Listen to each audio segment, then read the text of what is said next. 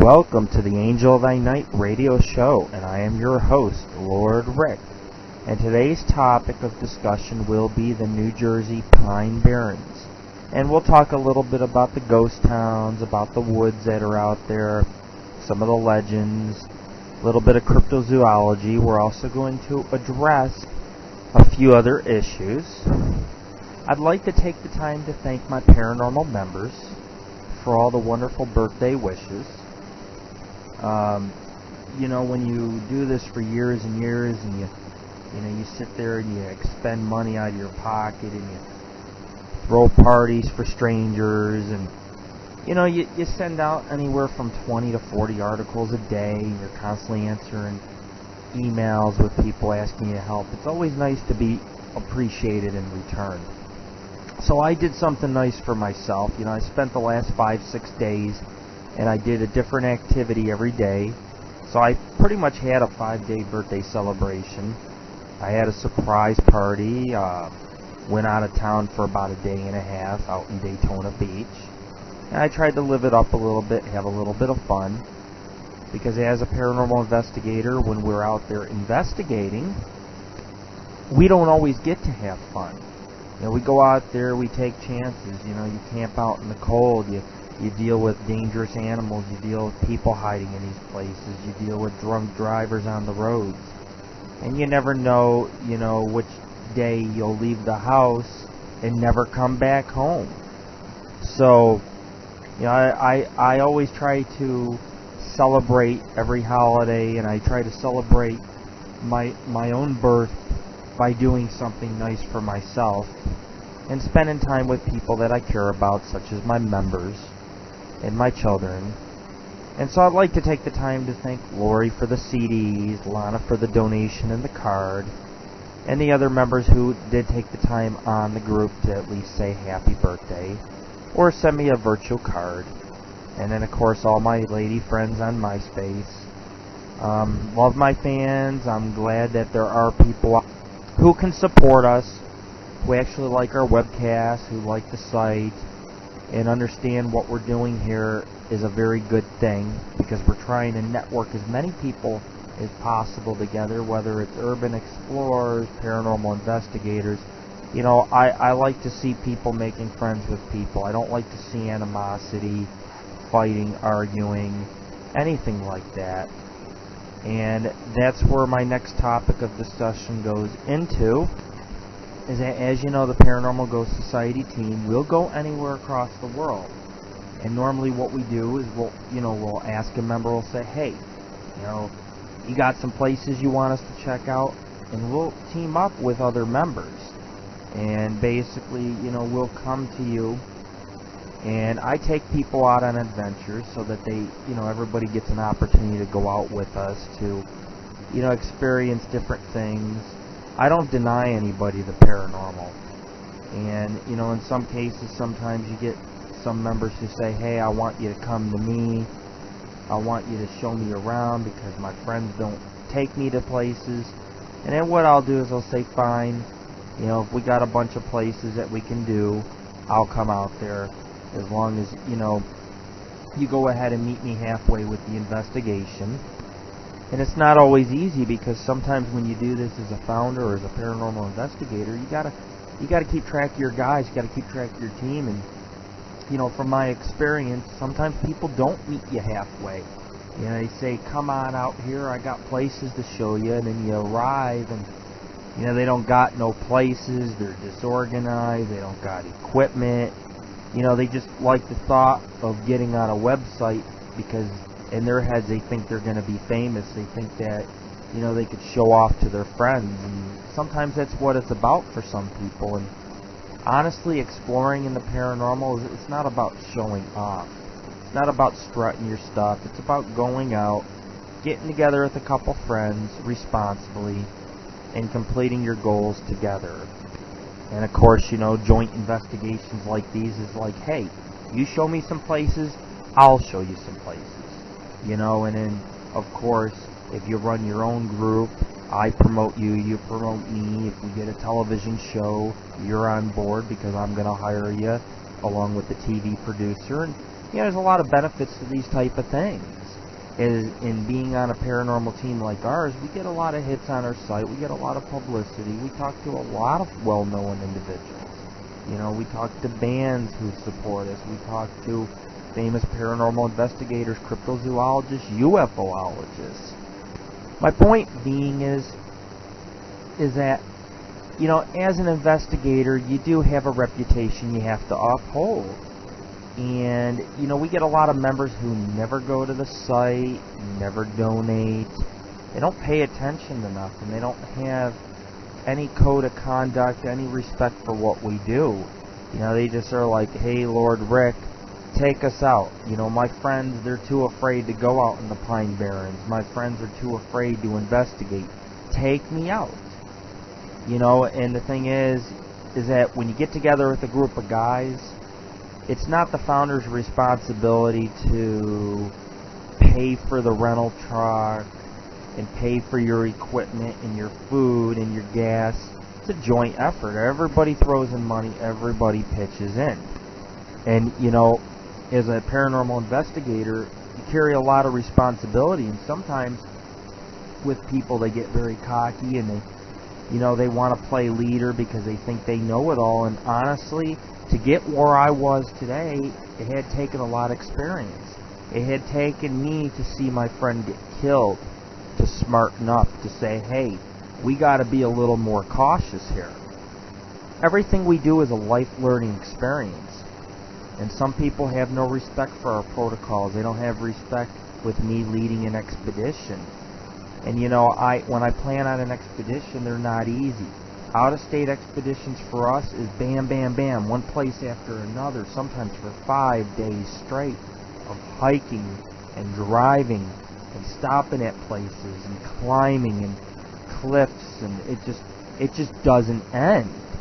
And a lot of people who are not permanently on our team, they're not used to this. They're not used to hiking 40 miles, and you know, eventually you start to see them have a nervous breakdown because it's just, they're not used to what we're able to dish out.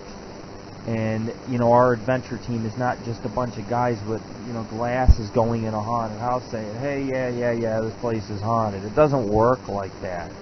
You know, we go into these places, we explore them, and we find our ghost. And sometimes that might mean hiking and dealing with black bear and things in the night that aren't going to make sense to you. But, you know, recently I was informed that there was a hate group that was put together by an ex-investigator of mine. His name is Adam. And I thought I'd take the time to address Adam publicly so that his friends and all those haters out there could actually listen to the real story. This isn't to embarrass him, but I feel that it's the only way I'm able to get through is by webcasting this, and I'm going to go ahead and I'm going to do it. And, you know, the thing is that some people got to understand, you know, you can't go around the internet creating hate groups. First off, it's illegal. Next off, you know, at the Paranormal Ghost Society, if I were to get my attorney right now, it's a win-win situation. You can't go around the internet spreading false rumors about somebody, which hurts their reputation. But, you know, Adam and a group of his friends decided to form a Paranormal Ghost Society hate site. And, you know, honestly, I hate to say this, but hate is not going to get you anywhere. It's not going to upset me. It's not going to piss me off. I have goals. I have dreams. I have aspirations. I love working with the paranormal. Anybody who's on my side and is my friend is going to do what they can to help me. But anyways, to make this long story short, Adam invited me up to the New Jersey Pine Barrens, claimed that a lot of his friends were too scared to hike in the woods at night. He did a lot of bragging, a lot of talking. I fell for it, saying how he's been in the Greystone Asylum about 20 times and Clinton Road 20 times. Now he has a haunted house to show me, and how he's been to the Blue Hole and the Pine Barrens and all these places. So I said, fine, Adam. So we'll fly out there if you can meet us halfway on this expedition. meaning, you help cover the gas, the rental truck, all those little things, make out an equipment list. Here, you get this equipment, I'll bring that equipment. I told Adam, I said, you get trail maps, you make maps of the trails, you make maps of each place. Even though I was making maps and he was aware of it, I told him, you map quest and you do some of your own directions. And because honestly, some places I'm not able to get a hold of. Some ghost towns in the Pine Barrens you only can get a hold of by living in the state of New Jersey at various forest ranger stations. And you can order the stuff and you can go to your local bookstores and get books on the state, and you talk to your friends and things that have been up there. But sure enough, what had happened is I arrived in New Jersey. I got to Adam's house. Adam was having some friends over, was not prepared to leave. We were going to be going to a few places. It's fine. We got a little bit of a late start because of it. I called him up. He couldn't even give me proper directions to his house. So I got there. I said, fine. First time's a little edgy when you meet somebody. I mean, you never know what you're going to get when you meet a person on the internet. You just got to hope that they're good people and you put your faith into them and they put their faith into you. And I asked him, where's the directions, where's the maps? He did not have any. I asked him where the spotlight was. He said, oh, I never bought it. And the thing was is that it was cold. I don't feel he was dressed proper. Paranormal investigations are only done right if you're prepared. I mean, you obviously can't go out into the woods and spend time with minus 10 degree weather if you don't have the proper clothing. You can't go into an abandoned place with just a little headlamp and no backup batteries and an Instamatic camera. And he wasn't prepared, and this is one of the things that upsets me with any investigator. And rule number one is you always go into a place prepared, expect the unexpected. And he said he was a great urban explorer, and he just no flashlights, nothing. I mean, a pair of binoculars and a headlamp, and that just doesn't do anybody any justice. And I pulled out about 2 backpacks worth of equipment. I saved all my donations I got for the trip, and I bought equipment for the guys to use, which included a couple spotlights, extra batteries, had a few cameras on me, and I was very well prepared for the trip to the Pine Barrens. I had the journey mapped out. A few places were near his house. I asked him where they were. He said, I don't know, so I ended up driving around, and I had to find Kip's Castle. It's inexcusable. Got to Kip's Castle, and then he calls up a friend and says, pick her up because she wants to see this asylum. So he was pretty much taking advantage of the situation. And so he took us to an asylum up in Verona. Cops were sitting out front. Cops were driving around. It was very risky. Did not listen to a word I said, and we almost got caught. And that's the price you pay when you go into any asylum. It is trespassing, it is illegal. Unfortunately, no matter how much permission you're going to get, you're not going to get into these places such as an asylum because they are dangerous. So I had to pick up his friend. And, she was very helpful and very nice, but it was the principle of, there's an hour delay there, and because of that, we ended up not going hiking up by the stone tower. And right away, people that have a problem with authority probably should not be investigating for our organization. And, his answer to it was, let's not hike. Let's park in front of the tower. And I had printed out trail maps because I felt hiking's the best thing you can ever do in the woods. You want to find tracks, you want to find mutilations, you got to hike in the woods. You can't just park in front of a place and hope you're going to find something. You got to earn your brownies. It's just the way it works with paranormal investigating. But Lambert Tower anyway sits on Garrett Mountain, and it was built for a guy's wife, and He's supposed to have treasure up on the mountain, and the tower's supposed to be haunted. A lot of ghost stories passed around.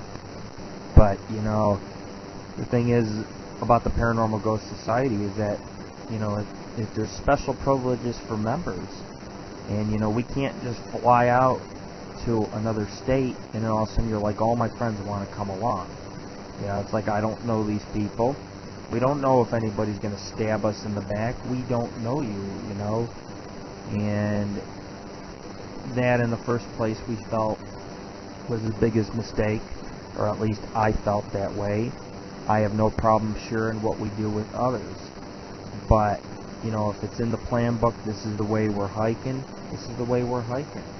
These investigations that are planned out are done through our members. They're done through me. They're done through secret sources, historical societies, colleges, professors, on and on and on and on. I gathered the information. I put the information together. And I'd like to go back into a little bit about a history. Our first place in Jersey we did visit was Kip's Castle, and you know, it was built about a century ago, and a lot of urban explorers go up there and paranormal investigators, and now it's a lawyer firm, but a very well-known cult had owned the castle, and they said they did ritualistic abuse, and there was at one time secret passages. They sealed those up. A lot of hauntings, pentagrams on the wall, blood's been found there. It's just an eerie place. We didn't get inside, but we walked the premises, and that's fine, you know. Just to visit it, take a few pictures of the castle. That was good enough for me. That was just our bonding investigation. Let's get to know Adam. He gets to know us. That's, you know, I always try to choose something with new investigators that's easy, something we could just walk around and talk a little bit, get acquainted. The asylum we went to, you know, second place together, that it was the Verona one. It's called the Overbrook Asylum. A lot of people know it. I really don't know the history. If someone wants to give me the history, I'll add it to the site. But that place is supposed to have more tunnels than most asylums in the country, and they say miles, I don't know, but we went in a few buildings, and like I said, it was very risky. You don't go in asylums during the day, and you know, Adam said, I'm in charge of this, and you know, I don't know about you, but when cops and everything are driving around, you know, you just don't be disrespectful. You don't jeopardize an entire trip that costs over $1,000 because you want to sneak an asylum with your friend. It's just ridiculous, and it's careless. And then we ended up going to the Pyramid Mountain, and you know, Pyramid Mountain is home to the Lenape Indian tribe. The stone that sits up there called Tripod Rock was brought there on a glacier, kind of like the rocks up in Warren and Kinzua area of Pennsylvania. There's some other weird rocks, some rumors of vortexes, giant cats up in the woods, and actually there was a few famous outlaws that hid up there. And there's a few foundations we found in the woods, and I enjoyed hiking up here. I mean, it was a nice little mountain, it was a nice little hike. We did a few miles of hiking. Now, I have nothing bad to say about that expedition that we did that night. I mean, it turned out very well. You know, when you're up in the mountains and it's very icy and you're able to climb all the way to the top, it's quite a feat. The guys argue with me because I wanted to go down the side of the mountain. Now, I got my way, and it actually saved us about an hour and a half of time, and we were able to hike in another area. So, you know, leadership is very important, and I always laugh when people try to play leader. It's like, if you want to go ahead and play leader, we'll play leader. And when you mess up, you're banned off the group. And that's just final. Because as a leader, you cannot afford to play with people's lives. You have to get it accurate and right the first time. And I spent a lot of time researching every place, making phone calls, doing what I got to do, mapping out things, studying aerial maps. It's what I do. This is what I do for a living. And then, of course, in Jersey, we visited the Hibernia St. Patrick's Cemetery, and it sits by the Hibernia ghost town and mine. Adam was supposed to know where the mine was, did not. He took me in a different way, did not follow my directions. And of course, we ended up not visiting the mine, which is sealed and used as a bat habitat, one of the largest on the East Coast. But he did show me the ghost town, or some foundations. He said it was an ammunition plant for World War I. I found out that it actually was the site of the Crusher. Some of the overgrown foundations were part of the operation. But, you know, we walked around, we found a few foundations, we found the cemetery. Guess people back there died because of the cold, from what I was told, and they couldn't get out, so they ended up dying and were buried there. Whatever the case is, not a lot of activity, but it was a cool area to hike back into. Nice little start for our first day in Jersey. And then that night we went to the ghost town of Waterloo. And of course, you know, the thing is about Waterloo is that it's one of the most preserved ghost towns in northern Jersey. I mean, it's very nice. There's a lot of structures that are in very good shape. And, you know, I don't like bashing people, and I don't like talking behind their back, so I'm airing it on my radio broadcast. Adam took off, did not stay with me. He was busy hiding and told me, you know, we got to get out of here because we see a black cat. And you know, these type of things don't bother me as a paranormal investigator. I don't care if I see a light flip on. I don't care if I see a black cat. You know, there's a lot of things I don't worry about. I mean, I've had military helicopters flying over my head with infrared. I'm not worried about a black cat. Okay, whatever. He tried to show me the street and told me that was Waterloo. It is not Waterloo. It's just a bunch of abandoned houses. Waterloo's about 5 miles, I'd say, southward. Could be wrong with the directions, but anyways, you know, it's a whole different area. And this is a preserved ghost town with a cemetery and houses and everything in it. It's a tourist area. I feel it's haunted. It's definitely dismal. And then, you know, we got into the Pine Barrens. And, you know, it was my first time actually seeing a cranberry settlement. And, of course, we went to White's Bog, which is the birthplace of the blueberry. It's got about 2 centuries of history. There is some Jersey Devil sightings that have taken place during the festival, I guess they have. Some people have seen them on the stagecoaching roads, which go behind the village itself. But it's one of the first ghost towns in the Pine Barrens. It was a very successful cranberry operation. I enjoyed White's Bog. The big water tower, the general store, the little pointed roofs on the houses. It was wonderful. We did find an artifact. Adam put it in his pocket. I mean, you just don't take artifacts from ghost town sites. And, you know, there are certain circumstances why, but, you know, don't make a game of it. And it seemed more like he was interested in treasure hunting. And, you know, unfortunately, you just can't do that. And, you know, he wants to know why he was banned. And, you know, one of the reasons why he was banned off our organization and as an investigator for future trips is very simple. He spent the whole time arguing with his girlfriend. I don't know about you folks, but who would spend an entire hiking trip on a cell phone, you know, arguing with their girlfriend? Are you cheating on me? And she's arguing back, I want you home now. Who are these guys you're with? You know, and that's just too much drama for any founder of the Paranormal Ghost Society. I don't care what organization you're from. You got to be able to count on your men. If something like the Jersey Devil swoops down, is ready to attack you, this guy's on his cell phone, you're getting your insides ripped out, and he's talking to his girlfriend about who the heck she's sleeping with, Tom, Dick, or Harry, while he's out of town investigating the paranormal. And, you know, I don't want to sound cynical about it, but, you know, that's the reality of it. You know, you're sitting on Tripod Rock, you're fighting with your girlfriend. You know, you're sitting there in the ghost town of White's Bog. Hey, guess what? I finally made it to the Pine Barrens. Can you believe this?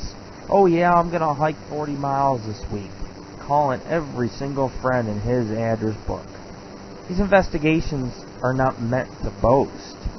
these are life experiences. These are spiritual journeys you're taking. You're learning. You're seeing things. You're sharing history. I mean, you're doing things with your friends. And, the whole point of taking a trip like that is leave the technology out. Leave the cell phone home. And that's just my theory.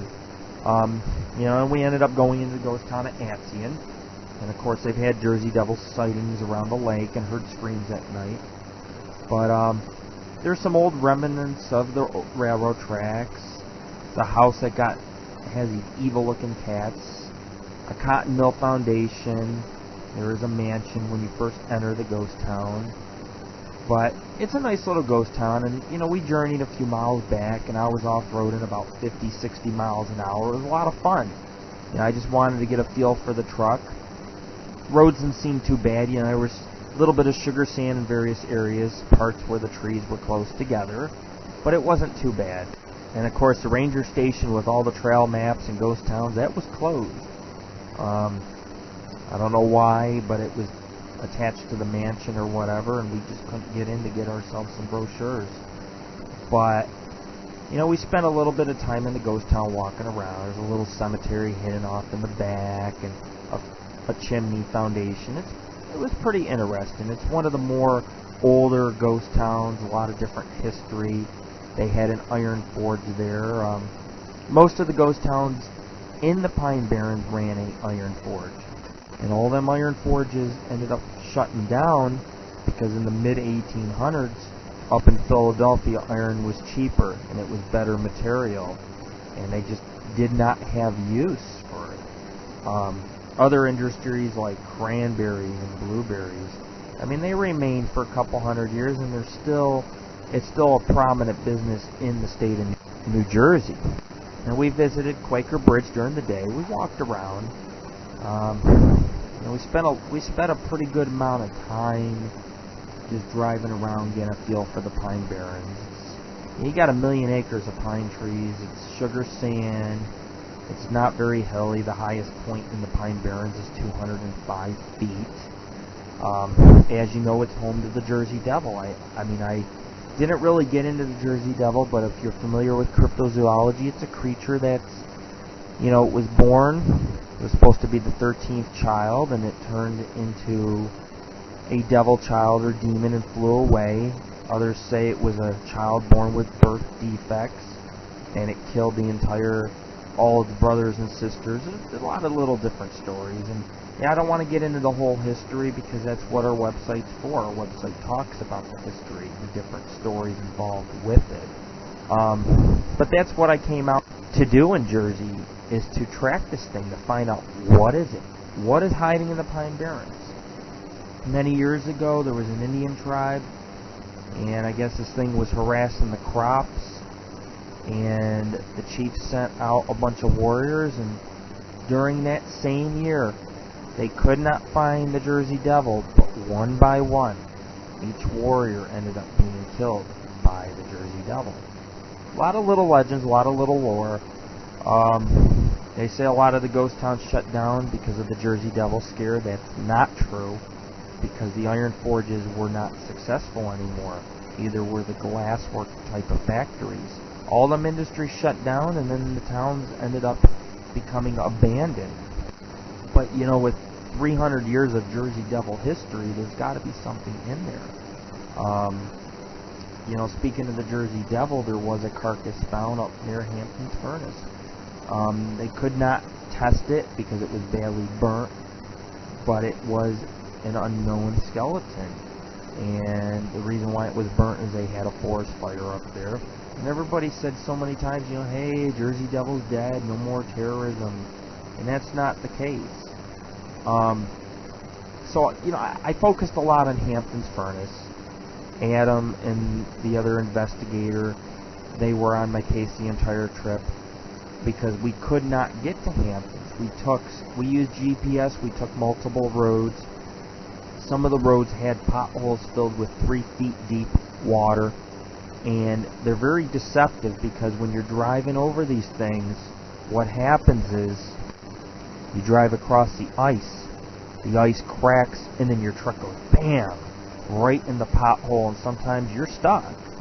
We had four-wheel drive. We had a pretty big SUV, but we almost did get stuck the one time, and then I put it in four-wheel and backed out. And we went down some roads that haven't been driven on in years. Trees scraping the sides of the vehicle, scratching up the paint. You know, it's just a lot of things. The piece that's under the bumper cracked when I hit a bump. I mean, we were doing some serious off-roading, and I thought I did pretty good, considering about 2 weeks before I went out to Jersey, or about a week, I had gotten cut. I had developed cellulitis. It was just a little cut, but there was bacteria on the thorn, and the cellulitis went into my neck and my jawline, causing me to have dizziness, nausea, dementia, fevers, and it was very hard for me to hold it together. To actually sit there and be that stable, because you know, I ended up taking this truck through the Pine Barrens, and I put 500 miles in the Pine Barrens alone. I mean, I don't know if any of you have ever off-roaded for hundreds of miles, but if you ever do so, it can be very tedious, especially when you're driving for, you go off into the woods, you drive for just hours upon hours straight, and in some roads you gotta go slow, because you got to go around the deep potholes and around trees and go off into the woods and avoid another tree and come out back onto the road. Very tedious to drive through the Pine Barrens. It was almost one of the hardest things I've ever had to do in my life. To be able to keep the investigators safe, to be able to maintain the structure of the truck without blowing any tires. I had to stop in front of different lakes of water and ice that went across the road, test them with sticks and branches. Some of them, I said to hell with it, and I went 40, 50 miles an hour over them, and the vehicle was whiplashing, and you know, it was just fishtailing, and I was able to get out of the Pine Barrens our second night in New Jersey, and I was able to do it. But we spent a long time looking for Hampton's Furnace. We found an old burnout bridge, and it was a pretty interesting hike. We didn't find a lot of foundations. We were close, we just couldn't get to it. Some areas of the Pine Barrens are inaccessible, and I remember Adam saying to me, hey, you know, you got to know when to call it quits. And you know, the Paranormal Ghost Society team, we don't call it quits. We're not ones to give up. Chances are, the more persistent you are, the more you're going to find what you're looking for. And a few days later, we did find the northern way in, and we had to park, and we had to hike in 3 miles, but we found an area that we were able to hike in using a GPS. And you know, I did find in the area where they found the Jersey Devil body, or one of them, I found a deer mutilation with the leg in one area, and a mile down the road, the other leg to it. And then in another area, I did not find the skull, but I found the spine ripped out from the body. I mean, this was a very grotesque sight. The bones were not that old. It looked like it was picked apart, and it was just weird to find on a trail leg bones in separate areas. So that was a great find for us. And it took me a couple days to get to the Hampton's Furnace, and was it worth it? You bet. We found one of the largest cranberry foundation warehouses in the Pine Barrens, and we had to earn it. And it's really tough with having guys on the team sometimes, or anybody on the team, because by day 3, 4, the guys are getting tired. They got blisters on their feet. They didn't bring extra socks or shoes, extra clothes, and Adam did not bring any change of socks, any change of clothes, and you're dealing with a wet area. You bring extra socks in your backpack. You bring extra clothing so you can keep dry. You bring a medical pack in case you get blisters. You got to take care of that kind of stuff. And he didn't want to walk any further, and he was just, unfortunately, I think his friends need to know before he goes around bragging about 40 miles, is that he never stopped complaining about his feet. And that's part of hiking in the woods. You're going to get blisters, you're going to get sore feet. And we did do a lot of hiking, and Hampton's Furnace paid off really big. That was one of the last places we went in the Pine Barrens. And, you know, it was a very glorious moment for me as a founder because I found what I was looking for. I didn't see the Jersey Devil in that area, but I felt as a psychic and as a tracker and as a cryptozoologist and all those things, I felt like I was on the right track. Such a hard area to get to. It's very secluded. I've read a lot of stories. I did my research on it.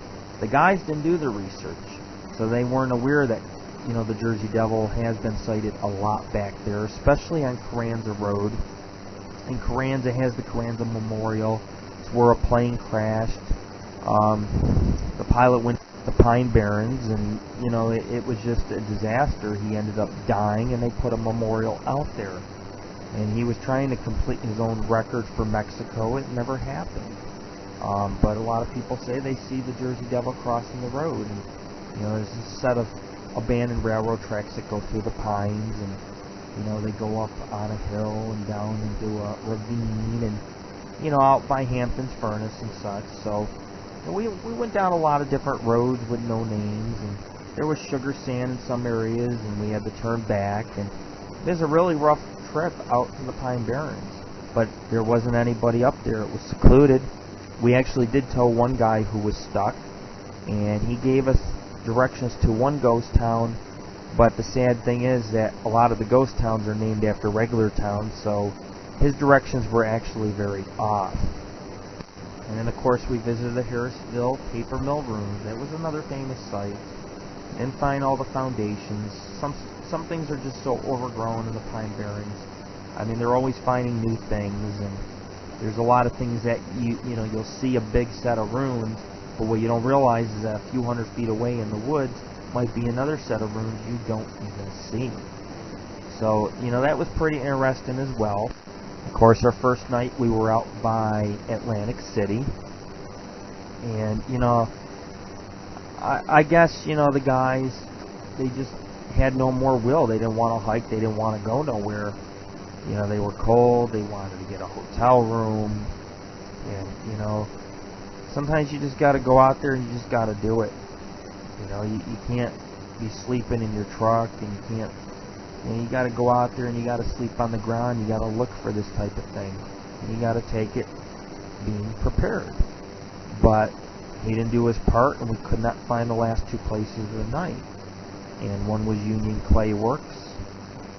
And, you know, we spent a long time driving for miles and miles on dark roads. Couldn't even see if we were going to get stuck. It was a pretty scary scenario. And, you know, we were deep into Pine Barrens hiking, and I went back to the car. I heard something moving, and I don't know what it was, but it was a scream, and something was watching me from the woods. I could not see it, but it was close, and I heard it, and the guys were far away. They sent me back to the car because they left the dome lights on, or the truck. I went back by myself. You know, it's kind of ballsy, but this is what I do for a living. And, you know, when you can muster up enough courage to walk back to the truck by yourself, you're really a good explorer. You're a good investigator. But something was moving around. Something was out there with us. A lot of little state forests in the Pine Barrens. Each one's a little bit different. So, you know, our first night was interesting. Last couple places, the guys didn't want to get out of the car. You know, the wheel was gone. You know, we were out of gas, didn't have enough to even warm up the car in the morning. And, you know, there's a big argument on our team because I went to stop for gas. We were on E. You know, it's a very hard thing to be a leader, and when somebody goes out there and they talk about you in a hate group, or they form a hate group with their friends, they just don't realize. You know, when you make decisions as a leader, you're doing what you can for your investigators. You know, if they need heat to warm their feet, you go get the gas so that they can have heat to warm their feet. And, you know, what went on was a charade.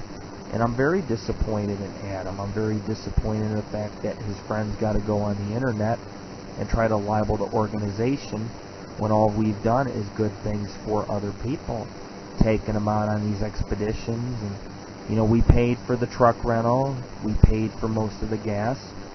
We provided him with the equipment. He knows it. Next day, after the two of them decided that they wanted to fight me, or actually act a little bit on the hostile side, I took them to Estelle Glassworks, one of the first glasswork factories in the Pine Barrens. It was very successful. There's still glass all over the ground. It's an area supposedly that the Estelle Manor is supposed to be haunted. A lot of woods. There's supposed to be some munition ruins. We only seen part of them. We didn't stay long. There's a burnt out bridge. There is this old historical cemetery. We never found that. We found the veteran cemetery, but we didn't find the real old one. There was a ghost town. It did clear out when the glassworks factory died. Estelleville was supposed to be the place originally of the Jersey Devil birth. They say he was born there. Just like they said Leeds Point, that where the Shroud's house was. We couldn't find the Shroud's house. A lot of houses built up in the area, so I was pretty mad that I couldn't bring everybody to Leeds Point. But I'm not going to walk in someone's backyard and start taking photos. I'm not a disrespectful person. We know Leeds Point exists, but it's near Atlantic City and it's a building up area, and all that's left is a foundation somewhere in the woods. But it's on private property, and they got dogs and signs and barbed wire, and it's just not worthwhile. But some people say Leeds Point's where this creature was born. Others say it was Estelleville. And the glassworks factory, it was very successful during its operation. It was also an area where the Jersey Devil had been sighted pretty often. And then for exploration purposes, we went to the Weymouth Furnace, which also was turned into a paper mill eventually. And those ruins are pretty famous. You see them in books and everything, so we had to visit there. And then, of course, we went out to the Blue Hole, which is supposed to be a marl pit. Some say it's a natural spring. Some people say there's no bottom, or there used to be an entrance that went deep, deep down, but it was eventually covered up. Temperature's always cold. People broke their necks diving in. A lot of drownings, a lot of death. Maybe there's ghosts, maybe there isn't. Some say the water's so clean, which I noticed it was too, that it's the area where the Jersey Devil drinks. I would believe it. I mean, you walk around and most of the creeks and rivers in New Jersey are orange, very acidic. What kind of creature is going to drink acidic water? But the Blue Hole is kind of oval. It's in the middle of the woods, and it's clear. You can see the bottom of it. Some people say that the Jersey Devil pulls other people in.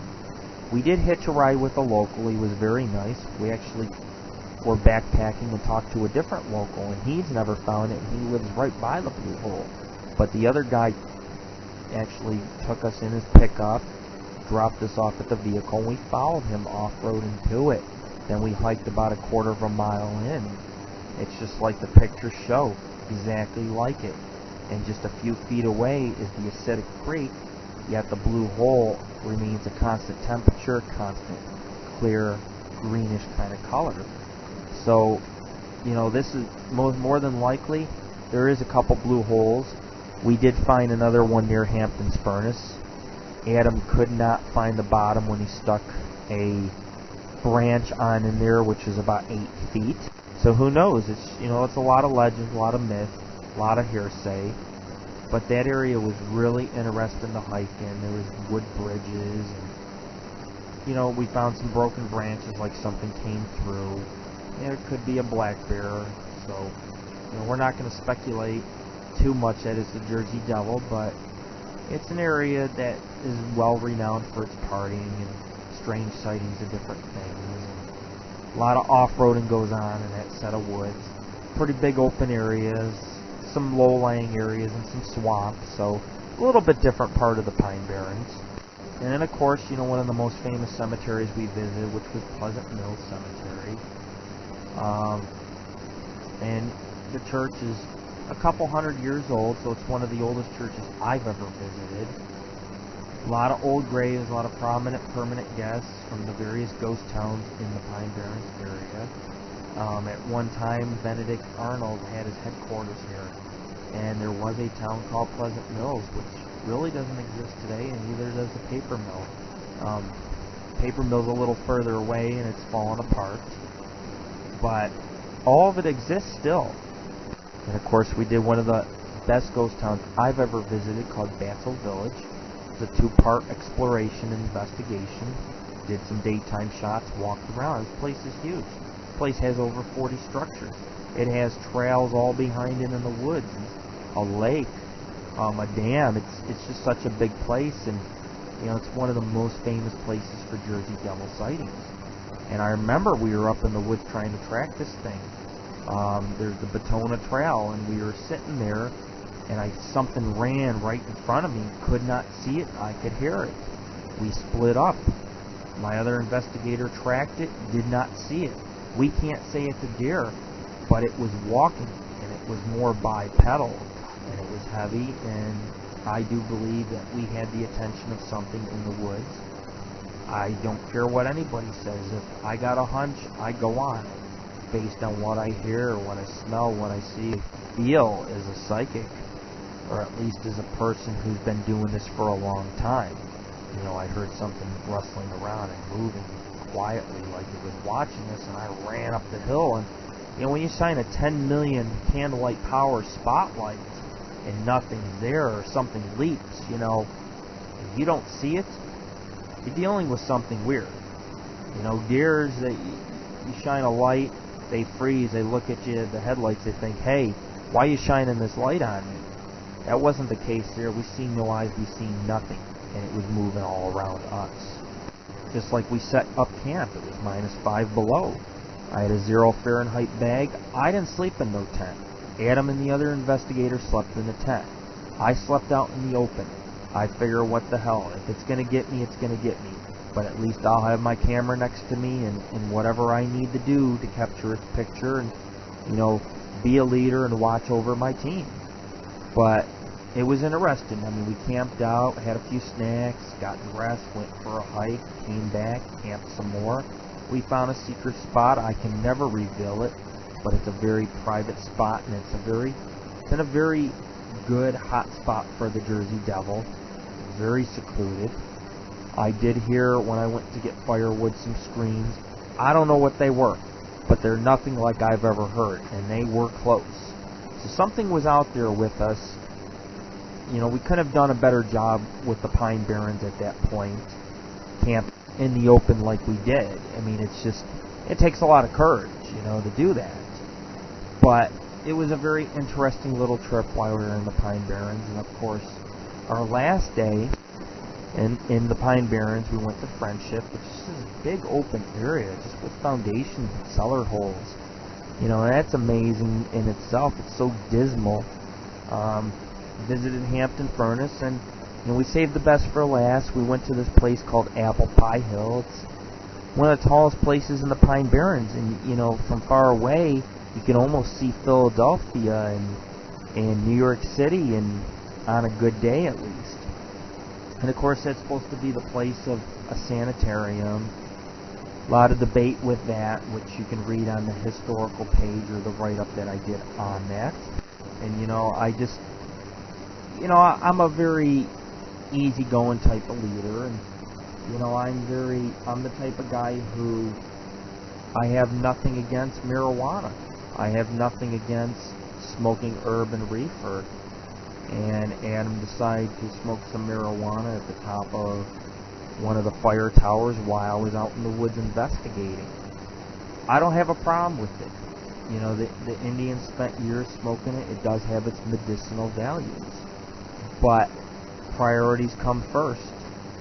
And, you know, I want people to understand that even though we like to have fun, there are times that we are a very serious paranormal investigating organization. And right there, you know, if you're sitting there at the top of a tower and I'm in the woods looking for the Jersey Devil and taking pictures of foundations and ghost towns, and you spend the entire investigation up in the tower smoking and not helping out, you're not on the team. And that's just that simple. And if you're not on the team, you're certainly not going to be on my paranormal forum. It's just that simple. And then, I did a couple ghostly investigations. We visited Smithville Village and Double Trouble. You can read the history on them. One was a sawmill and cranberry operation town. The other one was a technological town with a lot of inventions and machinery. We hiked in the ravine and took some daytime strolls in the villages. It was a lot of fun. Like I said, you can read the history. I think they're more haunted than have Jersey Devil relevance to them. And of course, I drove the guys home. It was a snowstorm. I'm from Buffalo, so, we're used to getting 7 to 9 feet of snow. I mean, we really are. So, for me to drive on an expressway 65, 70 miles an hour through a snowstorm, I don't even blink an eye. It just doesn't faze me. You learn to trust yourself when you're a leader. That's what a good leader does. He trusts himself. He doesn't doubt himself. And, I got a lot of heat from the guys on how to drive and how to do this and that.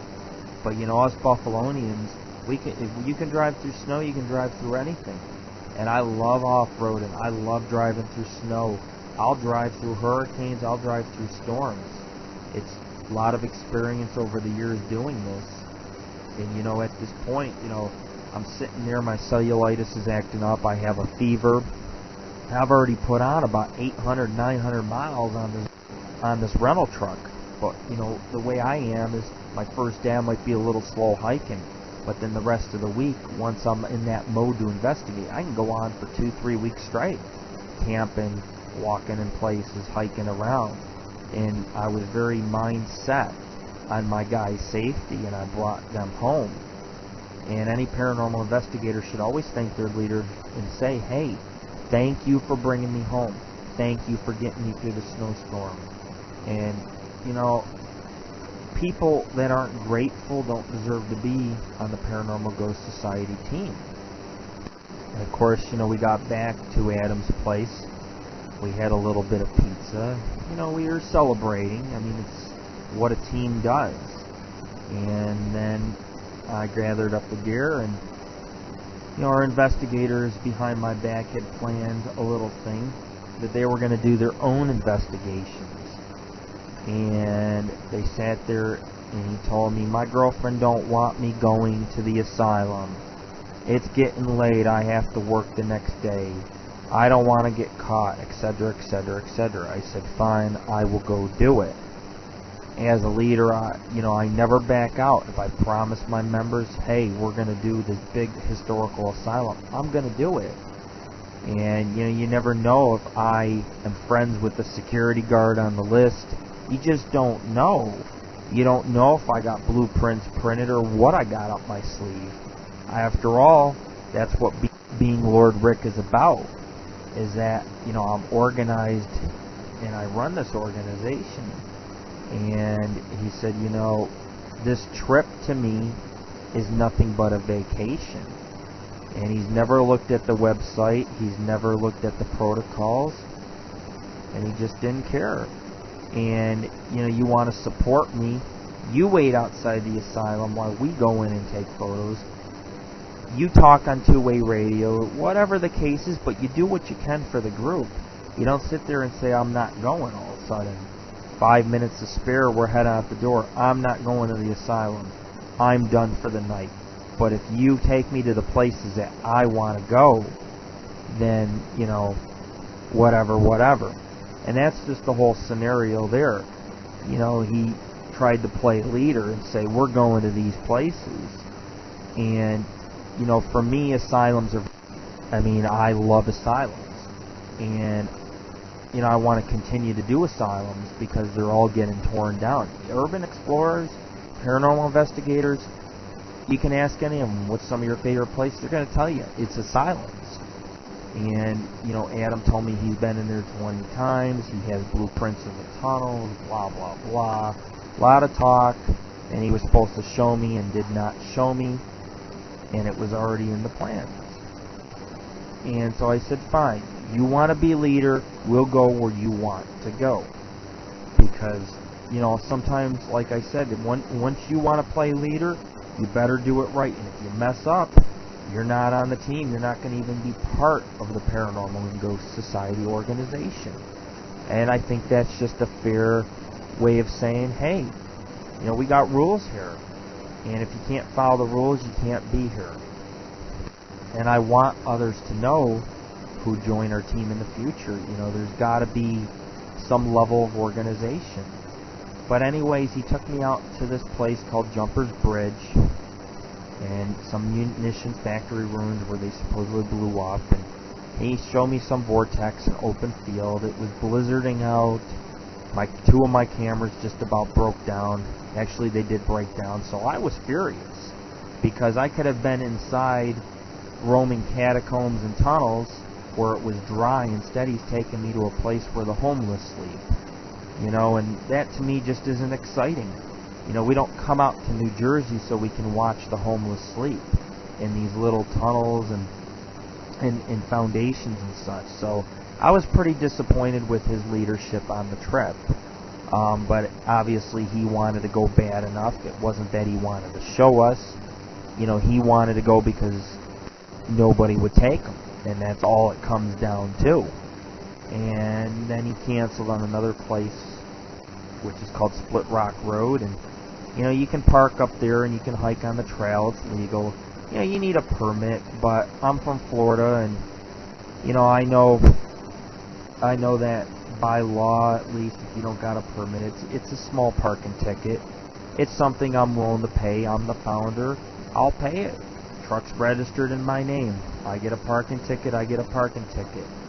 And I wanted to go hiking in this area where on Split Rock Road they have these UFOs that hover over the reservoir, and there's some other little legends I put together and interviewed people on, and he told me I'm not doing it, etc., etc., etc. And investigators are either in or they're out. You can't have someone on your team constantly pissing and moaning about what they won't do. It's like, what are you willing to do? You already signed up on the team. You've already taken chances. You took me into asylum in the beginning of the trip with cops sitting outside. So what's the difference of parking on a road that's out in the middle of nowhere and just hiking on a trail for a half hour? What's the problem? So instead he took me to Clinton Road. If you ask me, it's overrated. But it's supposed to be the place of occult practices. There's a guy that was in the mob, or mafia rather. He would freeze the bodies and dump them up there. And then there's hellhounds and ghost stories about a little boy and Bigfoot and the alien scene. And yeah, a lot of urban legends. It's just that type of road. It's dark, it twists, it turns. I put together a little bit of history. I did not tell my investigators about the maps that I've drawn up, but I did have directions to Cross Castle, which is nothing but a foundation now, because it was crumbling and people were doing rituals, so they tore it down. I also had directions to the furnace. But see, Adam said to me, hey, he thought he was leading the expedition. I said, fine. I said, so you've been here 20 times. Take me to the furnace. Well, Adam took us to the edge of a cliff. It was about a 50-foot drop. There was rushing water, sharp rocks. It was snowing, and my feet gave away, and I started sliding over the cliff. Nobody was looking. I grabbed a narrow tree, and I hugged it just in time. There was no more trees after that. I almost went over the cliff because of his irresponsibilities, because he thinks he knows where it is. And in reality, the furnace is a little bit off on a trail. And I had the trail directions from a very well-known site. And you got to research your information for safety purposes. But, he said he'd been there 20 times and he could not take us to the furnace, but he almost took me to a drop-off. And right then and there I said, you want to be a leader, but you just put my life at risk. And, I don't care who hates me. Any explorer knows, you got sometimes a one-shot deal to get it right. You can't go into a place over and over and over. You can't, you fall off a cliff, you're done. You're not taking any more photos. That's it. My cameras weren't working. I really couldn't get no photos. He asked me, okay, I don't know what else you want to do. I just said, I'm going home. I mean, I had directions to the furnace, and I wasn't going to reveal those to him. And I just said, forget it. We went back the next day. I was up almost all night because we had gotten home late, and were forced out in the morning. And of course, his mom had his lunch packed. Dad had his car started. Girlfriend's still calling. They're still arguing. Been on the phone for hours and hours the entire trip. You know, and just total sham. My cameras were damaged. I couldn't get a hold of the photos. I thought I lost all my film and everything. So I was worried. I went to the Statue of Liberty the next day, because Liberty Island has some history and some treasure on it and things. And it's a nice little addition to the site. No big deal. But it has 300 years of history, including the Revolutionary War and such. So, you know, I treated the guys to it. Actually, I treated my one investigator, and he was pretty upset. He did not want to even do it. He just wanted to get drunk at the airport. You know, it was just one of those things. He could not handle it. The cold was too much for him. The hiking was too much. He didn't bring enough clothes. He wasn't prepared. He was just, my one investigator was like, I don't need nothing. I can handle it. I was in the military. And he just could not handle the Pine Barrens. He couldn't. The off-roading scared him. He couldn't handle being jolted around constantly. It was like being on a wooden roller coaster. He couldn't handle the cold. He didn't want to stop at a store and buy himself an extra layer of clothes. You know, the guys just were not prepared. And, you know, after Statue of Liberty, I did keep my word. I promised a lot of people who lost relatives or friends in the World Trade Center site on 9/11, I promised I would visit the site, because my energy can calm spirits down. And, you know, there's always a spiritual connection with me and other entities. It's hard to explain unless you've been doing this long enough. But it was nothing like I expected. You know, they had blue tarp over the fences. You really couldn't see in there. There were some buildings down on Ground Zero being developed, and memorials and bulletin boards with posters and children drawings and things. It's a real sad sight, you know. And an Arab guy asked me to take his photo in front of it, because they have a little glass window. You can see the construction going on, and you look around and you can tell a conspiracy happened, because you go away about 2 blocks away, or a few blocks away, you see buildings missing, and those buildings should not have collapsed. So, you know, that's, like I said, that's a whole different conversation on conspiracies. We've talked a little bit of a 9/11 on our paranormal radio show. So I had to see it for myself, just to say, yeah, I seen it. My opinion is, make it a memorial. Don't build more skyscrapers. Make it a memorial. Let it serve as an example of things. You know, I did a lot of research on the World Trade Center. I found out many workers building the Twin Towers died. Then, you know, you got to take into account the bombing. People died. Then when the airplanes hit them, or the charges went off, whatever the case is, people died. It's a cursed sight. And, you know, I didn't get to spend a lot of time in New York City. I had actually some secret catacombs that I could have visited, but they were closed, so I didn't get to do that. The traffic, the Howland Tunnel, $6 to go in. The traffic's just ridiculous. It took me actually 2 hours just to get through the airport. You know, you had to go through security, but then we had to get there through traffic, through the tunnel.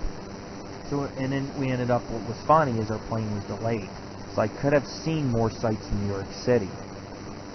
So I was disappointed in New York City because I didn't get to visit the cemeteries. I had 7 cemeteries, all with hundreds of thousands of burials, angel statues, miles of cemeteries. Didn't get to do none of them. You know, it's just such a big city with a lot of history to it. And, you know, it was very tough being in New York City. It was very tough going through the security at Statue of Liberty. I had my credit card stolen. I also had my knife stolen. I was being watched by Secret Service, or whatever you want to call them, security, because I brought it through the metal detectors. And you should be allowed to have a pocket knife. I don't care who you are. I mean, if you're going to get robbed, you have a right to defend yourself. I got bitched at by security, and the lady told me, you know, it's a nice knife. You can bring it to your car, or you better hide it good. Well, I hid it in a bank of snow off down some alley, and someone found it while I was on Liberty Island and visiting, passing by Ellis Island. I couldn't believe it.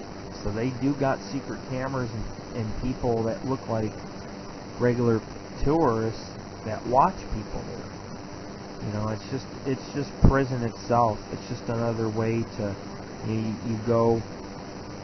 got to go through security to get on the ferry. Then you get on the Statue of Liberty, and to enter the Statue of Liberty site, you got to go through security again. And it's just so bad because they make you strip down to hardly nothing. So it was hard. You know, I had a lump the size of a baseball on the side of my face from the cellulitis infection. My hair turned pink. Supposed to be red for the Jersey Devil trip. You know, devil red. It turned pink. But I got a lot of compliments with it, so what the hell, right? I mean, Lord Rick is not Lord Rick without being original. Despite all our hardships, the trip was a success. When I got back into town, Adam's girlfriend had written me a very nasty note. Said, you guys are weirdos. I don't want him on your list. I don't want you hanging out with him. I don't want him involved with this, etc., etc., etc. And I, out of best interest, I removed him from the group. And since then, I have explained it to him, and I said, we can still be friends, but, you know, the investigating part is done. We never took credit for the work that he's done or helped out, but, you know, technically he didn't really submit any reports, any pictures, or anything for the trip. He's in the reports, he's in the diary, he's in everything on the website, you know, but he's got to understand that, you know, the Paranormal Ghost Society has been around a long time. We have a system. We don't change the system. You know, we go in asylums at night. We don't go in asylums during the day. We have reasons for this. You know, and he went in and he tried to change the system, and he put all our lives at risk. Both of my cameras got broke because of him. And, you know, we don't want to deal with any angry wives and girlfriends because you don't want to tell them where you're at. That's not my problem. Don't need somebody swearing at me and telling me, you know, we're psycho and all this other stuff when he's the one who asked us to come out there. He's the one that told me he has places to show me.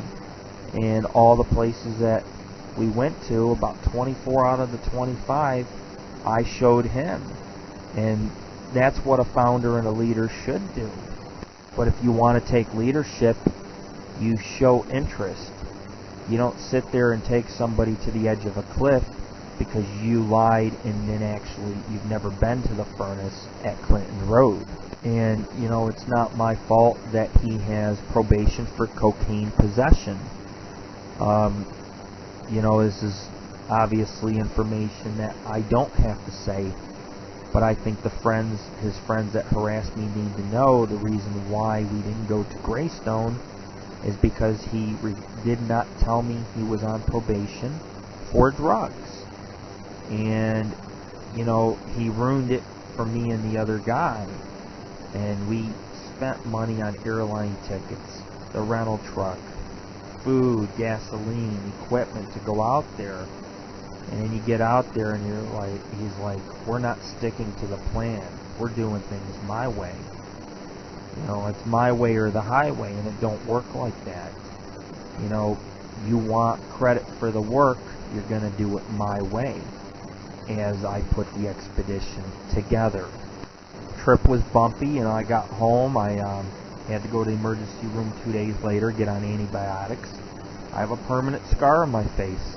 It's hard to notice, but it's there if you know, a lot of people do see it. I just cover it very well because I had to have the cellulitis drained, and it took me up until the last couple weeks to fully drain it. And there is dead cell tissue, and it's going to be a permanent scar the rest of my life. that I've given to the Paranormal Ghost Society and my members. And nobody realizes this. Nobody sees the hard work that gets put into all this. You know, and then you find out that this guy that you took out adventuring goes around the internet telling people lies, forming hate groups. Oh, he slept on my couch, he has diseases, he's taking all the credit, and I hiked 40 miles, and I mapped directions. The only thing he did is he read the map directions accordingly as I had written them down on a printed piece of paper.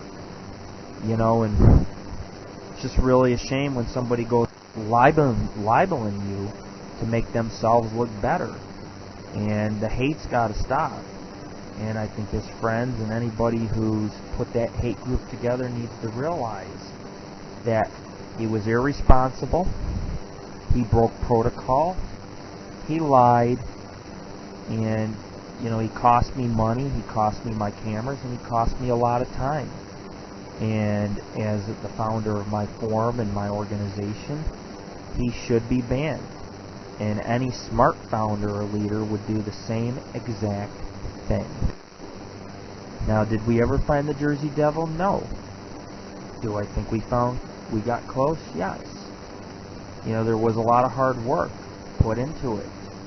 But there was also, you know, I had two very lazy investigators the entire trip, and a lot of complaining and a lot of negativity, and him on the phone arguing constantly. And, you know, as a founder, if I spent time on the phone, I would never get no work done, period.